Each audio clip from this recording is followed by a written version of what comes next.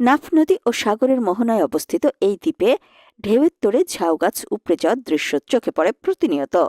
স্থানীয়দের মতে দক্ষিণ খোলারচরের ঝাউ বাগানটি কেবল সৌন্দর্যের প্রতীক নয়, এটি সামুদ্রিক জলোচ্ছ্বাস ও ঝড় থেকে দ্বীপকে রক্ষা করার প্রাকৃতিক দেয়াল হিসেবে কাজ করে।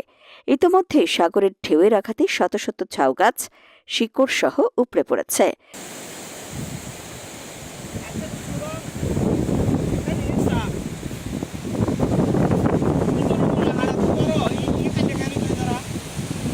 জরুরি ভিত্তিতে জিওব্যাগ বা বালুর বস্তা দিয়ে ভাঙন রোধ করা না গেলে পুরো বাগানটি সাগরে বিলীন হয়ে যাবে।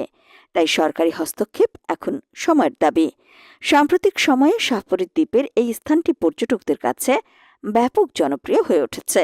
সাবরাং ট্যুরিজম পার্ক সংলগ্ন দৃষ্টিনন্দন সড়ক দিয়ে সাগর দেখতে দেখতে শাহপরীর দ্বীপে আসার পথটি ভ্রমণ পিপাসুদের মুগ্ধ করে। পথে